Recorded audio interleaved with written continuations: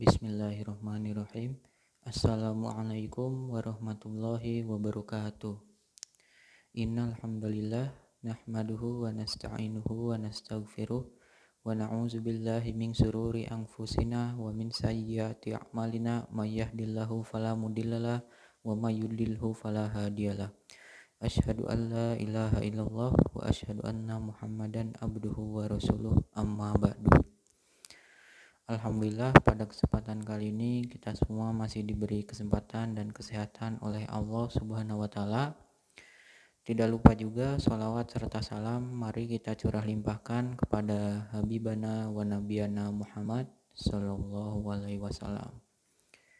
Insya Allah pada kesempatan kali ini saya akan membahas tentang asbabun nuzul dari Quran Surat Al-Kafirun.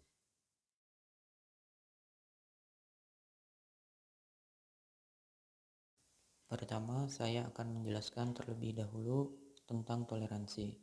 Karena Quran Surat Al-Kafirun merupakan salah satu surat di dalam Al-Quran yang membahas mengenai toleransi beragama.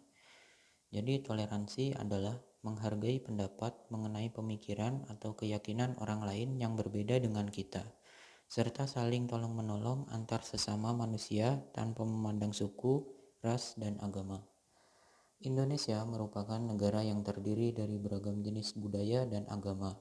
Oleh karena itu, sikap toleransi harus dimiliki oleh setiap masyarakatnya untuk menghindari timbulnya konflik keagamaan. Jangan sampai konflik-konflik keagamaan seperti yang pernah terjadi di Poso, di Ambon, dan di Aceh terulang lagi. Di dalam Al-Quran ada salah satu surat yang dengan rinci menjelaskan tentang toleransi beragama, yaitu Quran Surat Al-Kafirun. Quran Surat Al-Kafirun merupakan surat ke-109 dan terdiri dari 6 ayat dan merupakan surat Makkiyah.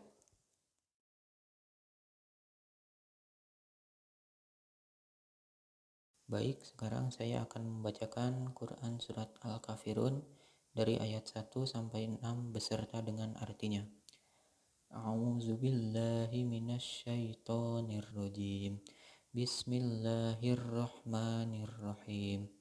Qul ya ayyuhal kafirun la a'budu ma ta'budun wa la antum 'abiduna ma a'bud wa la ana 'abidum ma 'abattum wa la antum 'abiduna ma a'bud lakum dinukum waliyadin.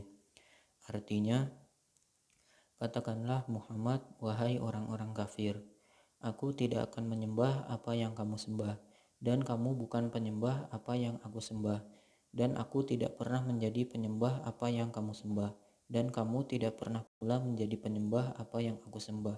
Untukmu agamamu, dan untukku agamaku.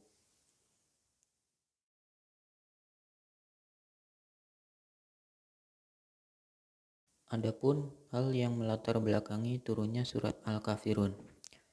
Di dalam kitab tafsir Maroh Labid yang ditulis atau karya dari Syekh Nawawi Al-Bantani, jadi menjelaskan pada waktu itu setelah Rasulullah SAW menyampaikan ajaran Islam di kota Mekah, atau pada saat Rasulullah SAW melakukan dakwah secara terang-terangan di kota Mekah, beberapa tokoh musyrik merasa bahwa ajaran yang dibawa oleh Nabi Muhammad SAW ini mengancam ajaran mereka.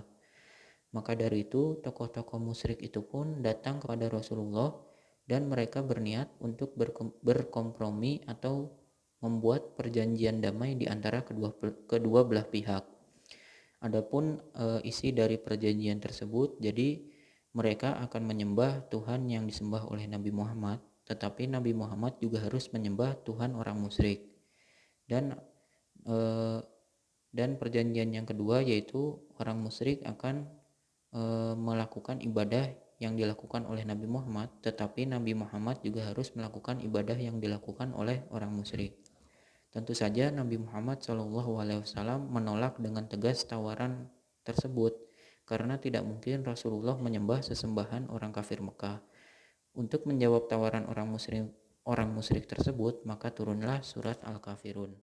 Sementara di dalam tafsir Ibnu Katsir Al-Maktabah Asy-Syamilah dijelaskan, surat ini adalah surat yang menyatakan pembebasan diri dari apa yang dilakukan oleh orang-orang musyrik.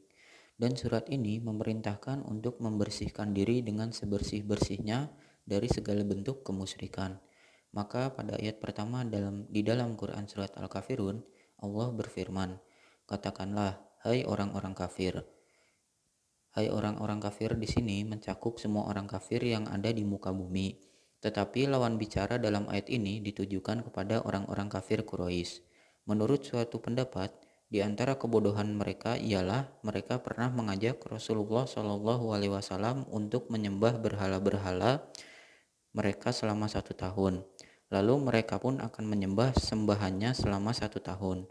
Maka Allah Subhanahu wa taala menurunkan surat ini dan memerintahkan kepada Rasulullah SAW di dalam surat ini agar memutuskan hubungan dengan agama mereka secara keseluruhan. Kemudian di ayat selanjutnya yang berbunyi, "Aku tidak akan menyembah apa yang kalian sembah," yakni bermaksud di sini yakni berhala-berhala dan sekutu-sekutu yang mereka ada-adakan. Dan di ayat selanjutnya yang berbunyi, "Dan kalian bukan penyembah Tuhan yang aku sembah, yaitu Allah semata, tiada sekutu baginya." Kemudian disebutkan dalam firman berikutnya, "Dan aku tidak pernah menyembah apa yang kalian sembah, dan kalian tidak pernah pula menjadi penyembah Tuhan yang aku sembah, yakni aku tidak akan melakukan penyembahan seperti kalian. Dengan kata lain, aku tidak akan menempuh cara itu dan tidak pula mengikutinya. Sesungguhnya yang aku sembah hanyalah Allah sesuai dengan apa yang disukai dan diridhoinya. Karena itulah disebutkan oleh firman-Nya, dan kalian tidak pernah pula menjadi penyembah Tuhan yang aku sembah." Artinya, kalian tidak mau menuruti perintah-perintah Allah dan syariat-Nya dalam beribadah kepadanya, melainkan kalian telah membuat-buat sesuatu dari diri kalian sendiri sesuai hawa nafsu kalian. Selanjutnya, Rasulullah SAW pun berlepas diri dari mereka dalam semua yang mereka kerjakan. Karena sesungguhnya seorang hamba itu harus mempunyai Tuhan yang disembahnya dan cara ibadah yang ditempuhnya. Rasulullah dan para pengikutnya menyembah Allah sesuai dengan apa yang telah diperintahkan olehnya. Untuk itulah maka kalimat Islam ialah tidak ada Tuhan selain Allah, Muhammad adalah utusan Allah. Dengan kata lain, tiada yang berhak disembah selain Allah, dan tiada jalan yang menuju kepadanya selain dari apa yang disampaikan oleh Rasulullah Shallallahu Alaihi Wasallam. Sedangkan orang-orang musyrik menyembah selain Allah dengan cara penyembahan yang tidak diizinkan oleh Allah. Karena itulah maka Rasulullah Shallallahu Alaihi Wasallam berkata kepada mereka sesuai dengan ayat yang terakhir di dalam surat Al-Kafirun, yaitu, "Untuk kalianlah agama kalian dan untukkulah agamaku."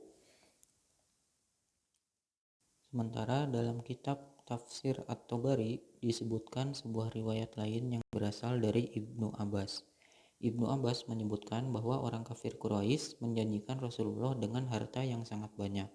Jadi dengan harta yang sangat banyak itu, Rasulullah bisa menjadi orang yang paling kaya di kota Mekah.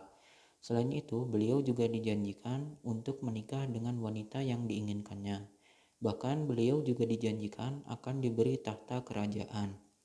Tetapi tentu saja Rasulullah SAW menolak semua tawaran itu. Inti dari ketiga riwayat tersebut adalah bahwa orang kafir Quraisy memberikan penawaran dengan mengajak Rasulullah agar Rasul mau menyembah Tuhan mereka. Seperti yang tadi sudah dijelaskan, orang kafir Quraisy mengajak Rasul untuk menyembah Tuhan mereka selama 1 tahun, maka mereka pun akan menyembah Tuhan Rasulullah selama 1 tahun juga. Lalu orang kafir Quraisy juga berjanji akan memberikan harta kekayaan yang banyak kepada Rasulullah. Dengan harta kekayaan yang banyak tersebut, maka Rasulullah akan menjadi orang terkaya di Mekah. Lalu orang kafir Quraisy juga menjanjikan kepada Rasulullah bebas untuk menikahi wanita mana saja yang diinginkannya. Serta mereka juga berjanji akan memberikan tahta kerajaan kepada Rasulullah. Akan tetapi, semua ajakan dan bujukan orang kafir Quraisy tersebut tidak mampu mempengaruhi ketegaran Rasul untuk tetap menyampaikan dakwah Islam. Rasulullah tetap teguh ke dalam pendiriannya dan menolak tawaran serta bujukan mereka.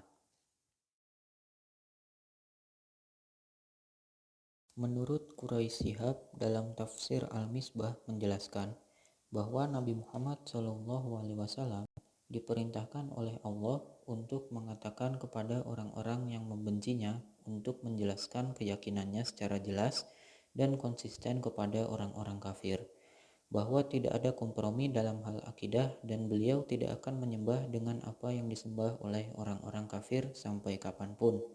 Sebab orang-orang kafir menyembah berhala yang berbeda-beda, tergantung tempat, situasi, dan kondisi. Pada surat Al-Kafirun ini juga terdapat faidah ilmu yang dapat kita ambil. Di antaranya, yang pertama, orang kafir baik dari kalangan musyrik dan ahlul kitab, yaitu Yahudi dan Nasrani, selamanya akan menyembah yang mereka tetapkan sebagai sesembahan dan tidak akan pernah beribadah kepada Allah kecuali adanya hidayah yang datang dari Allah kepada mereka. Dan yang kedua, toleransi dalam beragama adalah dengan cara menghormati prinsip ibadahnya masing-masing, bukan dengan cara saling mengikuti salah satu ibadah dengan ibadah yang lain dengan dalih kerukunan. Karena mukmin dan kafir selamanya berbeda dalam beribadah. Dengan memahami perbedaan inilah lahirnya kerukunan. Baik, mungkin itu saja yang dapat saya sampaikan. Kurang lebihnya mohon maaf dan terima kasih atas perhatiannya. Dan semoga kita semua selalu diberi kesehatan dan dijauhkan dari berbagai macam bencana dan musibah. Saya tutup dengan doa kifaratul majelis. Subhanakallahumma wa bihamdika asyhadu an la ilaha illa anta astaghfiruka wa atubu ilaik. Wassalamualaikum warahmatullahi wabarakatuh.